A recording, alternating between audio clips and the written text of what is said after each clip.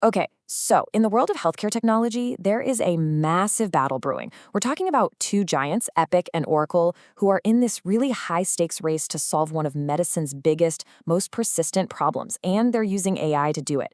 Now, this isn't just some corporate rivalry. This is a fight that could literally redefine the future of your healthcare. So let's break down what's at stake. So, what is that big problem exactly? Well, it's the fact that our healthcare system is kind of stretched to its breaking point. And a huge part of that is clinician burnout. Doctors and nurses are just drowning in administrative work, spending hours and hours clicking boxes and typing notes instead of what they're actually there to do: focus on patients. And this isn't just about being busy. As Microsoft's Peter Lee puts it so well, it actually gets in the way of the human connection that's at the very heart of medicine. The technology that was supposed to help, the electronic health record, the EHR, has, in a lot of ways, just put a screen right between the doctor and the patient. But this is where AI comes in, with a huge, huge promise. Early studies are already showing that some of these new AI tools can cut down on a doctor's after-hours workload, that dreaded pajama time, by as much as 30%. And that's not just about efficiency. It's about giving clinicians their time, and maybe more importantly, their focus back. So who's leading this charge? Well, the race is pretty much dominated by the two companies that control the vast majority of our digital health records. On one side, you have the established Titan, Epic Systems. And on the other, you've got the tech behemoth Oracle, which just recently acquired its longtime rival, Cerner. And you really couldn't have picked two more different players. Epic is this privately held giant, right? They're an established force whose systems hold the medical data for a truly staggering number of American patients. Then you've got Oracle, a massive publicly traded tech corporation that just made a huge $28 billion bet on healthcare by buying Cerner. So what we're looking at here are two fundamentally different cultures with two very different strategies. All right, first, let's dig into Epic's playbook. Their strategy is all about methodical evolution. They're not trying to burn the whole thing down. They're leveraging this massive treasure trove of data they already have to roll out practical tools that hospitals can start using, like, today. Yeah, so Epic is not trying to reinvent the wheel here. Their whole idea is to add these powerful AI layers right on top of the EHR system that hundreds of thousands of doctors already know and use every day. It's all about enhancing the system they have, not replacing it from scratch. And the fuel for their AI engine? It's data, a truly mind-boggling amount of it. Their Cosmos research database has the de-identified records of 226 million patients. Just think about that for a second. It is an almost unimaginable pool of real-world medical info, and it gives them this incredible head start for training and validating their AI models. And this data-first approach, it's already delivering results at an astonishing scale. So take their AI-powered message assistant.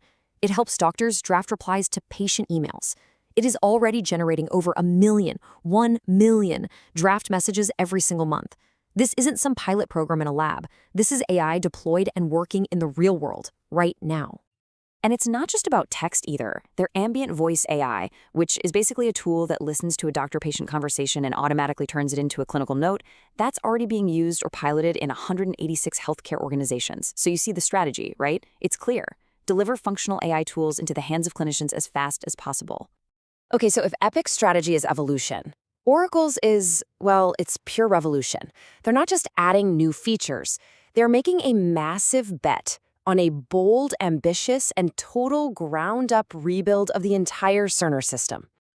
In this quote from Oracle Health's Seema Verma, it says it all. They believe the old foundation just can't support the future. Their plan isn't to just bolt new stuff onto the old Cerner system, it's to build something entirely new, with AI and voice commands woven right into its DNA from day one. And this is really the core of their vision. They want to transform the EHR from this passive system, basically a digital filing cabinet, into an active system of intelligence. They're picturing a platform that doesn't just store your information, but actively helps doctors make decisions, automate tasks, and coordinate your care. But, and this is a big but, here's the catch. While the vision is absolutely grand, many of Oracle's most impressive AI features, like their flagship clinical digital assistant, they aren't widely available yet. They're still in pilot programs or listed on the roadmap as coming soon. So you've got these two completely different strategies playing out.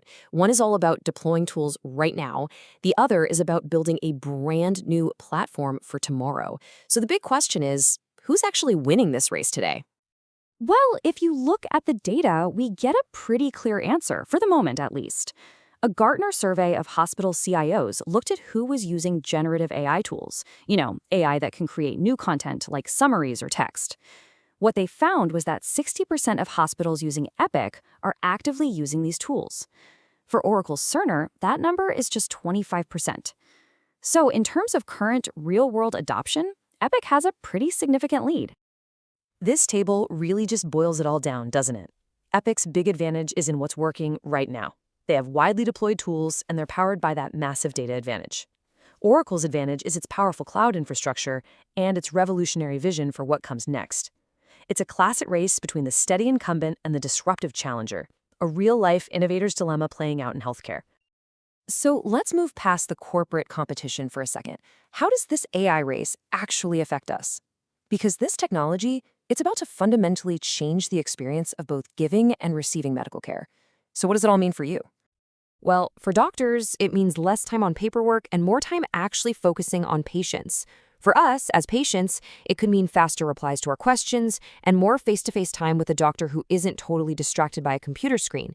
But of course, the big catch is making sure these AI systems are accurate, safe, and that we don't lose that essential human touch in medicine. And you can bet that regulators are taking notice. The FDA is already starting to treat some of this AI software as a medical device, which means it requires real oversight. We're also seeing new laws that could require your doctor to be transparent and actually tell you, hey, just so you know, an AI helped draft this note, or an AI helped suggest this plan.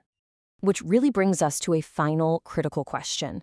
As these powerful AI systems take over more and more of the documentation, the data analysis, all that stuff, it forces us to ask, what is the core, irreplaceable role of a human doctor?